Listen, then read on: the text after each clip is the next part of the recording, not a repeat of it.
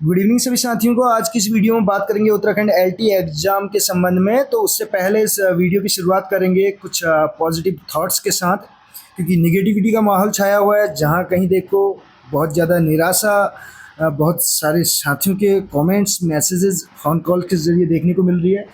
तो स्टार्ट करेंगे इस वीडियो को। In three words I can sum up everything. In three words I can sum up everything I have learned about life. ये Robert Frost साहब कहते हैं हमारे कि 3 वर्ड्स में मैं सब कुछ सम अप कर दूंगा जो भी मैंने अपनी लाइफ में सीखा है। वो 3 वर्ड्स क्या हैं? It goes on, it goes on. ये कहते हैं कि ये चलते रहती है, ज़िंदगी जीने का नाम है, ज़िंदगी चलते रहने का नाम है। तो उत्तराखंड एलटी का एग्ज़ाम कोई ऐसी चीज़ नहीं है जो इस लाइफ पे ब्रेक लगा सके। ठीक है, जो साथी ये सोच रहे हैं, ये मान के चल रहे हैं, ये अपने कमेंट्स के ज़रिए व्यक्त कर रहे हैं कि सब कुछ समाप्त हो चुका है, उनके लिए एक ही चीज़ यहाँ पे कहना चाहूँगा, कुछ समाप्त नहीं हो रखा है। बस थोड़ा सा अपने आप को यहाँ पे समय देने की ज़रूरत है, समझने की ज़रूरत है। क्या एजुकेशन जॉब पाने के लिए ये एक माध्यम है, जॉब पाने का एक माध्यम है। ये एजुकेशन हमें लाइफ को कैसे बेहतर जी सकते हैं, बेहतर तरीके से जी सकते हैं, इसका माध्यम है। आपने पढ़ा होगा एजुकेशन जो है लाइफ को कैसे आप एक बेहतर तरीके से जी सकते हैं, इसका माध्यम है। अदरवाइज लाइफ तो उन्होंने भी जी जिन्होंने, जो अनएजुकेटेड थे, जो शिक्षित नहीं थे, उन्होंने भी बहुत अच्छे तरीके से लाइफ को जिया। बस ये एक थोड़ा सा सिस्टमेटिक वे है लाइफ को जीने का, इतना ही कहना चाहूँगा। और रही बात एग्ज़ाम के बारे में, तो इसको आप पढ़ लीजिएगा। दुख पर ध्यान दोगे तो हमेशा दुखी रहोगे। ध्यान दीजिएगा, अगर उत्तराखंड एलटी के एग्ज़ाम के बारे में आप बार बार सोचेंगे, जो हो गया सो हो गया। दुख पर ध्यान दोगे तो हमेशा दुखी रहोगे। सुख पर ध्यान देना शुरू करो, सुख पर ध्यान देना शुरू करो। दरअसल तुम जिस पर ध्यान देते हो वो चीज़ सक्रिय हो जाती है, वो चीज़ एक्टिव हो जाती है। अगर आप निगेटिविटी की ओर ध्यान देंगे तो और अधिक निगेटिव बनते चले जाएंगे, जो कि आपके स्वास्थ्य पर भी प्रतिकूल प्रभाव डाल सकती है। तो इसीलिए जो है ध्यान सबसे बड़ी कुंजी है। अपने आप को संभालना है, और ये चैलेंजेस तो लाइफ में आते रहेंगे, और इन्हीं चैलेंजेस को कैसे फेस करना है, यही तो हमें एजुकेशन सिखाती है। शिक्षा सिखाती क्या है? शिक्षा जीवन में जो चुनौतियाँ, जो संघर्ष हमारी लाइफ में आते हैं, उनसे हम कैसे उनसे निपटें, कैसे आगे बढ़ें, यही एजुकेशन सिखाती है रियल मायने में अगर बात करें तो। और रही बात यहाँ पे सफलता या असफलता की, तो कोई बात ही नहीं होती है। ये तो कॉम्पिटिटिव एग्ज़ाम है जहाँ पे सीट्स लिमिटेड हैं, और सीट्स लिमिटेड है, आपको पता है। लाखों लोगों ने यहाँ पे फॉर्म भरे हैं, एग्ज़ाम दिए हैं, लेकिन सिलेक्शन तो आपको पता है लिमिटेड लोगों का ही होना है। लिमिटेड सीट्स हैं, क्योंकि लिमिटेड सीट्स हैं इसीलिए लिमिटेड लोगों का होना है, लिमिटेड कैंडिडेट्स का होना है। सबका सिलेक्शन हो पाना पॉसिबल नहीं है। इसलिए अपने आप को पॉजिटिव रखें कि ये अपने आप में कहीं से कहीं तक ना सोचें कि मैं असफल हो गया। असफल तो वो होता है ना, जैसे कहीं पे फेल की बात होती है, यहाँ पे पास और फेल का तो कोई जिक्र ही नहीं है। यहाँ पे सीट्स का जिक्र है, और सीट्स इतनी लिमिटेड है, आपको पता है कि उसमें चाह के भी बेहतर से बेहतर करने वाले का भी नंबर नहीं आ पाएगा। और एग्ज़ाम इतना टफ था, इतना टफ एग्ज़ाम होने के बाद भी 50-60% स्कोर करना कोई कम बात नहीं है, मैं फिर से कह रहा हूँ। और एग्ज़ाम का पैटर्न और टाइम ड्यूरेशन की बात करें, जो है एग्ज़ाम जो था लेंदी था, और टाइम उसके लिए बहुत कम मिला। दूसरा रीज़न ये भी है। रही बात मेरिट की, तो उससे पहले हम बात करेंगे कि आगे इस चीज़ से कैसे अपने आप को उबारें, इस बारे में बात करेंगे, जो कि बहुत ज़रूरी है। ठीक है, देखिए, सफलता पाने के लिए कुछ चीज़ें हैं जो हमें अपनी लाइफ में जो है आज से ही फॉलो करनी पड़ेंगी। लक्ष्य निर्धारित करें, लक्ष्य तो आपको पता है ही, आगे आपका लक्ष्य क्या है। ठीक है, कमजोरियों को अपनाएं, वीकनेसेस को जानना है, उन वीकनेसेस आपको पता लगानी है अपनी, और उन पे काम करना है ताकि उनको स्ट्रेंथ बना सकें, और आगे आने वाले जो है एग्ज़ाम से बेहतर कर पाएँ। और कभी भी तैयारी सिर्फ एग्ज़ाम पास करने के लिए नहीं करनी है। तैयारी इस तरीके से करिए, बाई चांस कॉम्पिटिटिव एग्ज़ाम में आपको सफलता नहीं मिल पाती है, तो आप कहीं ना कहीं उसको अपनी रियल लाइफ में भी यूज कर पाएँ, अन्य जगह भी यूज कर पाएँ। कोई ज़रूरी नहीं है जिनके पास गवर्नमेंट जॉब होती है वही बेहतर लाइफ जीते हैं। आप अपने इर्द गिर्द भी देखिए, आपको बहुत सारे ऐसे दिख जाएंगे। पेरेंट्स की बात करें, आप उनको देखिए, सबके पास गवर्नमेंट जॉब नहीं थी, फिर भी उन्होंने अपने तरीके से बेहतर वे में अपनी लाइफ को जिया। तो ज़्यादा निगेटिव होने की ज़रूरत नहीं है, ज़्यादा निराश होने की ज़रूरत नहीं है। गवर्नमेंट जॉब भी सब कुछ नहीं है, फिर से बोल रहा हूँ। आप प्राइवेट में भी इससे बेहतर कर सकते हैं, अपने आप को प्राइवेट के हिसाब से तैयार करें। गवर्नमेंट जॉब्स क्या सिखाती हैं? एक लिमिटेड वे, जैसे सिलेबस देना, सिलेबस के अकॉर्डिंग पढ़ना। लेकिन प्राइवेट में क्या करना है? प्राइवेट में आपको पता है, प्राइवेट में आपको अपने आप को इस तरीके से तैयार करना पड़ेगा।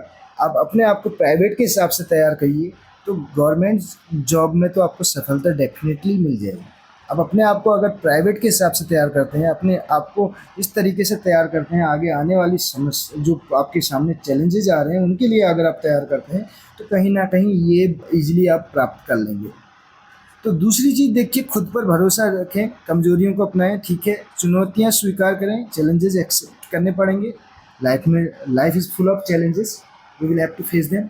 ठीक है, कभी ना डरें, ठीक, निरंतर प्रयास करते रहें। ठीक है, आगे देखिए, एकाग्रता बनाए रखनी है।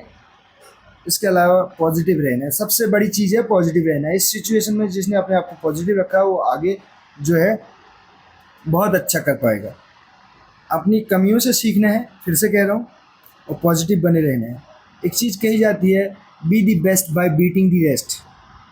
बेहतर बनना है, अन्य को कॉम्पिटिटिव एग्ज़ाम में बीट करना भी ज़रूरी है। यहाँ पे जो साथी सिर्फ कोचिंग के भरोसे रहते हैं, अभी कल भी मैं बहुत सारे मैसेजेस देख रहा था, उनका कहना था हमने बहुत पैसा खर्च किया, बहुत कुछ किया, लेकिन सबसे बड़ी चीज़ ये है कि कोई आपको सफलता नहीं दिला सकता। हमारी समस्याओं का समाधान तो सिर्फ हमारे पास है, दूसरे तो हमें केवल जो है सुझाव दे सकते हैं, सजेशन दे सकते हैं। तो कैसे लाइफ में जो समस्याएं आ रही हैं उनका सॉल्यूशन करना है, ये तो हमारे पास ही है। इसको कैसे सॉल्व करना है, इसको हमसे बेहतर कोई नहीं कर पाएगा, दूसरा हमें बस सजेस्ट कर सकते हैं। आलस्य प्रमाद से दूर रहें, मंजिल मिलने तक ना रुकें। कंटिन्यू रहना है, यहाँ से पीछे मुड़ के भी कोई फ़ायदा नहीं है। आप यहाँ पहुँच चुके हैं, मान के चलिए ये अगर मंजिल है, तो अब यहाँ से पीछे जाने में भी इतना ही समय लगेगा, तो इससे अच्छा क्यों ना आगे बढ़ लिया जाए। ठीक है, सफलता का मतलब क्या है? डेफिनेशन ऑफ जो है सक्सेस क्या है? इम्पोर्टेंस अगर आपको मिल रही है, महत्व तो आपको दिया जा रहा है, आपको फेम मिल रही है, आपको रिस्पेक्ट मिल रही है। ठीक है, तो इसके साथ साथ अगर बात करें, आप अच्छे ह्यूमन बीइंग और होने के नाते अन्य लोगों की हेल्प कर पा रहे हैं, मदद कर पा रहे हैं, तो इससे बड़ी सफलता कुछ नहीं है। ये सारी चीज़ें आपको अपनी ज़िंदगी में इनको जो है अप्लाई करना है, और जो भी नेगेटिविटी जितनी भी है उसको दूर करने की कोशिश करनी है जल्द से जल्द। ऐसा ना हो कहीं ना कहीं वो आपके फिर दिमाग में गड़ जाए और कहीं वो जो है नुकसान है यहाँ पे नुकसानदेह साबित हो, तो ऐसा नहीं करना है। फिर से कहूँगा, बहुत से साथियों के कमेंट्स देखने के बाद ऐसे ही लग रहा था, तो मैं चाह रहा था उनको कमेंट्स के ज़रिए ही जवाब दूँ, लेकिन मुझे बेहतर ये लगा कि क्यों ना इस पर एक वीडियो बनाई जाए। और रही बात उत्तराखंड LT के एग्ज़ाम की कट ऑफ की, पेपर ट्रिकी था, टफ था, ठीक है, लेंदी था, और ओवरऑल सारे सब्जेक्ट की बात करें तो बहुत सारे सब्जेक्ट्स में, मैथ साइंस में तो यहाँ पे बहुत सारे कैंडिडेट्स जो हैं क्वालिफाई नहीं कर पा रहे हैं, क्योंकि लेंदी बहुत था पेपर। टफ के साथ साथ अगर बात करें, सिलेबस बहुत कुछ दिया था, लेकिन उसके अकॉर्डिंग पेपर जो है पैटर्न नहीं है, लेकिन उसके बावजूद इन चीज़ों पे कुछ नहीं कहा जा सकता। ओवरऑल हम जो बात करेंगे, अगर लास्ट में कट ऑफ की बात करें, तो जिन सब्जेक्ट्स में मैं इससे पहले 60 मैंने रेंज दे रखी थी, अब मैं पूरे उसके साथ कह सकता हूँ कि उनमें भी लेस देन 60 यहाँ पे आपको कट ऑफ देखने को मिलेगी। बहुत सारे साथी कह रहे थे, कुछ ऐसे ही मजाक में भी बोल दिया था कुछ ने कि क्या रुझान है, क्या कट ऑफ जा सकती है। तो अभी के हिसाब से लेस देन 60 यहाँ पे देखने को मिलेगी, चाहे इंग्लिश हो चाहे हिंदी हो। 60 प्लस जिनके हैं बहुत अच्छी उसमें है वो कंडीशन में, और मान के चलिए कि सिलेक्शन उनका हो रहा है। फिर से मैं वही चीज़ कहूँगा, अभी के हिसाब से, एग्ज़ाम पैटर्न के हिसाब से, अगर कहीं से कहीं तक कुछ इसमें गड़बड़ी नहीं होती है तो 60 प्लस वालों का डेफिनेटली हो जाना है। मेरिट यहाँ पे 58 तक भी देखने को मिल सकती है, क्योंकि 5-10 लोगों के 60, 65, 70 आने से मेरिट डिसाइड नहीं होती है, ओवरऑल देखा जाता है उसके लिए।